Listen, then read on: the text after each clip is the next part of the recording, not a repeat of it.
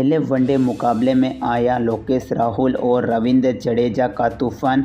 एक हारे हुए मुकाबले को ऐसे जीता भारत और भारत ने रच दिया इतिहास। नमस्कार दोस्तों, स्वागत है एक बार फिर से आपका हमारे यूट्यूब चैनल पर। भारत और ऑस्ट्रेलिया के बीच खेले गए पहले वनडे मुकाबले का पूरा रोमांच इस वीडियो में हम आपको बताएंगे, तो आप इस वीडियो को शुरू से लगाकर लास्ट तक जरूर देख लेना। लेकिन उससे पहले अभी तक आपने अपने चैनल को सब्सक्राइब नहीं किया ना, तो चैनल को जल्दी से सब्सक्राइब कर ले और बेल आइकन को प्रेस कर दे, ताकि आप क्रिकेट की कोई लेटेस्ट अपडेट बिल्कुल मिस ना करें। और यदि दोस्तों आप चाहते हैं भारतीय टीम की आप ज़बरदस्त जीत से खुश है, तो अभी कर दे हमारे इस वीडियो को दिल से लाइक। हमने इस वीडियो का लाइक टारगेट रखा है बस मात्र 1000 लाइक्स। जल्द से जल्द इस लाइक टारगेट को पूरा कर देना और कर देना चैनल को भी सब्सक्राइब। तो दोस्तों, इस मुकाबले में टॉस जीता भारत के कप्तान हार्दिक पांड्या ने पहले गेंदबाजी करने का फैसला किया। ऑस्ट्रेलिया टीम से ओपनिंग करना है ट्रेविस हेड, इनका साथ दिया मिचेल मार्श ने। अपने वनडे करियर में मिचेल मार्श ने पहली ही बार ओपन किया वो भी धुरंधर अंदाज में, जहां पहले ओवर की चौथी बॉल पर मोहम्मद सिराज को ट्रेविस हेड ने चौका जड़ दिया। चौके से शुरुआत की ट्रेविस हेड ने, इन्हें क्या पता था कि इसी ओवर में इनका अंत होने वाला है। मोहम्मद सिराज के पहले ओवर की छठी बॉल पर ट्रेविस हेड को पवेलियन की ओर पहुंचाया। इस मुकाबले में मोहम्मद सिराज ने ट्रेविस हेड को बोल्ड किया। मुकाबले में ट्रेविस हेड 10 गेंद पर 5 रन ही बना पाए, एक चौका शामिल था। ऑस्ट्रेलिया का पहला विकेट 5 रन के स्कोर पर गिरा ट्रेविस हेड के रूप में। मिचेल मार्श का साथ देने आए टीम ऑस्ट्रेलिया के कप्तान स्टीव स्मिथ, जहां तीसरे ओवर की दूसरी बॉल पर मोहम्मद सिराज को मिचेल मार्श ने चौका जड़ दिया। मिचेल मार्श इस मुकाबले में अच्छा स्टार्ट मिल चुका था। उसके बाद तीसरे ओवर की 5वीं बॉल पर मोहम्मद सिराज को मिचेल मार्श ने एक और चौका जड़ दिया। मुस्कुराते हुए इनकी बल्लेबाजी का आनंद उठाते रहे स्टीव स्मिथ। तीसरे ओवर की छठी बॉल पर मोहम्मद सिराज को मिचेल मार्श ने एक और चौका जड़ दिया। उसके बाद चौथे ओवर की तीसरी बॉल पर मोहम्मद सामी को स्टीव स्मिथ ने लेग बाई के जरिए एक और चौका लगाया और इन्होंने अपना खाता खोला। उसके बाद चौथे ओवर की चौथी बॉल पर मोहम्मद सामी को स्टीव स्मिथ ने बैक टू बैक 2 चौके जड़ दिए। अच्छा फॉर्म में दिखे स्टीव स्मिथ भी। उसके बाद 5वें ओवर की पहली बॉल पर मोहम्मद सिराज को स्टीव स्मिथ ने एक और चौका जड़ दिया। छठे ओवर की पहली बॉल पर हार्दिक पांड्या को मिचेल मार्श ने एक और चौका लगाया। अच्छी कवर ड्राइव देखने को मिली मिचेल मार्श के बल्ले से। उसके बाद 7वें ओवर की चौथी बॉल पर मोहम्मद सिराज को मिचेल मार्श ने एक और शॉर्ट चौका जड़ दिया। उसके बाद 7वें ओवर की छठी बॉल पर मोहम्मद सिराज को मिचेल मार्श ने एक और चौका लगाया। लेंथ बॉल पर अच्छा शॉट लगाया मिचेल मार्श ने और गेंद गई सीमा रेखा के बाहर। उसके बाद 8वें ओवर की पहली बॉल पर कप्तान हार्दिक पांड्या को स्टीव स्मिथ ने चौका जड़ दिया। कप्तान ने चौका लगाया। उसके बाद 90वें ओवर की तीसरी बॉल पर शार्दुल ठाकुर को मिचेल मार्श ने गगनचुंबी छक्का जड़ दिया। बीच में डप्पा गरवाया था मिचेल मार्श को, लेकिन मिचेल मार्श ने बहुत ही बड़ा छक्का लगाया।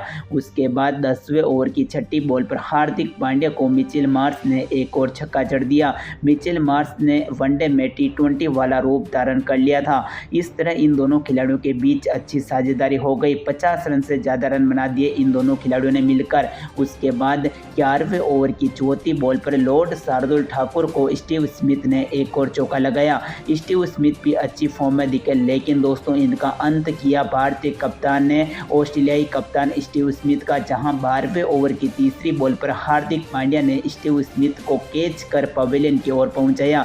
लोकेश राहुल का अच्छा कैच देखने को मिला। मुकाबले में स्टीव स्मिथ 30 गेंद पर 22 रन ही बना पाए। ऑस्ट्रेलिया का दूसरा विकेट 77 रन के स्कोर पर गिर चुका था 12.3 ओवर बल्लेबाजी करते हुए। फिर 13वें ओवर की पहली बॉल पर रविंद्र जडेजा को मानस लाबुशेन ने चौका जड़ दिया। 14वें ओवर की चौथी बॉल पर हार्दिक पांड्या को मिचेल मार्श ने गगनचुंबी छक्का लगाया। 16वें ओवर की तीसरी बॉल पर कुलदीप यादव को मिचेल मार्श ने चौका लगाकर अपनी हाफ सेंचुरी को पूरा किया। वनडे में इनकी 14वीं हाफ सेंचुरी देखने को मिली। 16वें ओवर की चौथी बॉल पर कुलदीप यादव को मिचेल मार्श ने एक और चौका जड़ दिया। 17वें ओवर की छठी बॉल पर रविंद्र जडेजा को मिचेल मार्श ने गगनचुंबी छक्का लगा दिया। 18वें ओवर की दूसरी बॉल पर कुलदीप यादव को मिचेल मार्श ने चौका लगाया। 18वें ओवर की तीसरी बॉल पर कुलदीप कुलदीप यादव को मिचेल मार्श ने पावरफुल छक्का जड़ दिया। 19वें ओवर की तीसरी बॉल पर रविंद्र जडेजा को मिचेल मार्श ने चौका लगाया। 19वें ओवर की चौथी बॉल पर रविंद्र जडेजा ने मिचेल मार्श को पवेलियन की ओर पहुंचाया। मिचेल मार्श ने 65 गेंद पर 81 रन की पारी खेली, जिसमें 10 चौके 5 गगनचुंबी छक्के शामिल थे। मिचेल मार्श के रूप में ऑस्ट्रेलिया का तीसरा विकेट गिरा, जब तक 129 रन बना दिए थे ऑस्ट्रेलिया की टीम ने। उसके बाद 22वें ओवर की चौथी बॉल पर कुलदीप यादव ने मानस लाबुशेन को पवेलियन की ओर पहुंचाया। 22 गेंद पर 15 रन नहीं बना पाए मानस लाबुशेन। चौथा विकेट गिरा ऑस्ट्रेलिया का 139 के स्कोर पर। उसके बाद 23वें ओवर की छठी बॉल पर रविंद्र जडेजा को जोश इंग्लिश ने चौका लगा दिया। 27वें ओवर की तीसरी बॉल पर मोहम्मद शामी को जोश इंग्लिश ने एक और छक्का लगाया। 27वें ओवर की पांचवी बॉल पर मोहम्मद शामी को जोश इंग्लिश को पवेलियन की ओर पहुंचा दिया। मुकाबले में जोश इंग्लिश 27 गेंद पर 26 रन नहीं बना पाए, जिसमें एक चौका एक छक्का शामिल था।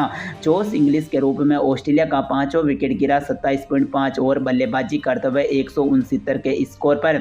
29वें ओवर की तीसरी बॉल पर मोहम्मद शामी ने कैमरून ग्रीन को पवेलियन की ओर पहुंचाया। 19 गेंद पर 12 रन नहीं बना पाए कैमरून ग्रीन। उसके बाद 30वें ओवर की तीसरी बॉल पर कुलदीप यादव को मार्कस स्टोनिस ने चौका लगा दिया। 30वें ओवर की छठी बॉल पर कुलदीप यादव को मैक्सवेल ने एक और चौका लगाया। उसके बाद 31वें ओवर की तीसरी बॉल पर मोहम्मद शामी को स्टोनिस को पवेलियन की ओर पहुंचा दिया। स्टोनिस 8 गेंद पर 5 रन नहीं बना पाए। स्टोनिस के रूप में ऑस्ट्रेलिया का 7वां विकेट गिरा, जब तक ऑस्ट्रेलिया ने 184 रन बना दिए। उसके बाद 32वें ओवर की दूसरी बॉल पर रविंद्र जडेजा ने मैक्सवेल को पवेलियन की ओर पहुंचाया। मैक्सवेल 10 गेंद पर 8 रन नहीं बना पाए, एक चौका शामिल था। मैक्सवेल के रूप में ऑस्ट्रेलिया का 8वां विकेट गिरा 184 के स्कोर पर। 32वें ओवर की चौथी बॉल पर रविंद्र जडेजा को स्टार्क ने चौका लगाया। 33वें ओवर की चौथी बॉल पर मोहम्मद सिराज ने शॉन एबर्ट को पवेलियन की ओर पहुंचाया। शॉन एबर्ट 7 गेंद पर 0 रन नहीं बना पाए। 35वें ओवर की चौथी बॉल पर ऑस्ट्रेलिया की टीम ऑल आउट हो गई। यहां पर एडम चंपा को पवेलियन की ओर पहुंचा दिया। ऑस्ट्रेलिया की टीम ने 35.4 ओवर बल्लेबाजी करते हुए टोटल 188 रन बना दिए 10 विकेट के नुकसान पर। मिचेल मार्श की धुआंधार बल्लेबाजी के बाद भारतीय गेंदबाजों ने अच्छा कमबैक करवाया और ऑस्ट्रेलिया को बहुत ही कम रनों के स्कोर पर रोक दिया। इसके जवाब में उतरी भारतीय टीम। ओपनिंग करना है ईशान किशन, इनका साथ दिया शुभमन गिल ने। जहां ईशान किशन पहले ओवर में तो कुछ नहीं कर पाए, लेकिन पहले ओवर की छठी बॉल पर मार्कस स्टोनिस को ईशान किशन ने पवेलियन की ओर पहुंचा दिया। इस मुकाबले में ईशान किशन 8 गेंद पर मात्र 3 रन ही बना पाए। ईशान किशन के रूप में भारतीय टीम का पहला विकेट गिरा, जब तक टीम इंडिया ने 5 रन बना दिए 1.6 ओवर बल्लेबाजी करते हुए। उसके बाद दूसरे ओवर की तीसरी बॉल पर मिचेल स्टार्क को शुभमन गिल ने चौका जड़ दिया। ये गेंदबाजी काफ़ी खतरनाक हो रही थी मिचेल स्टार्क के द्वारा। उसके बाद तीसरे ओवर की दूसरी बॉल पर शुभमन गिल को जीवनदान मिलता है। तीसरे ओवर की 5वीं बॉल पर मार्कस स्टोनिस को विराट कोहली ने चौका जड़ दिया। विराट कोहली आते हैं और चौके छक्कों की बारिश करने लगते हैं, लेकिन फिर आता है तूफान मिचेल स्टार्क का। जहां चौथे ओवर की 5वीं बॉल पर मिचेल स्टार्क विराट कोहली को पवेलियन की ओर पहुंचाते हैं। 143.9 किलो प्रति हावर की रफ्तार से गेंदबाजी होती है मिचेल स्टार्क द्वारा और मुकाबले में विराट कोहली LBW आउट होकर पवेलियन की ओर जाते हैं। इस मुकाबले में 9 गेंद पर मात्र 4 रन नहीं बना पाते, जिसमें एक चौका शामिल होता है। विराट कोहली के रूप में भारत का दूसरा विकेट गिरता है, जब तक टीम इंडिया 16 रन बना देती है 2 विकेट के नुकसान पर। उसके बाद अगली ही गेंद पर मिचेल स्टार्क सूर्य कुमार यादव को LBW आउट कर पवेलियन की ओर पहुंचाते हैं। सूर्य कुमार यादव पहली बॉल पर ही आउट हो जाते हैं। सूर्य कुमार यादव के रूप में टीम इंडिया का तीसरा विकेट गिरता है, जब तक टीम इंडिया 16 रन बना देती है। उसके बाद 5वें ओवर की चौथी बॉल पर शॉन एबर्ट को शुभमन गिल एक और कड़क चौका लगाते हैं।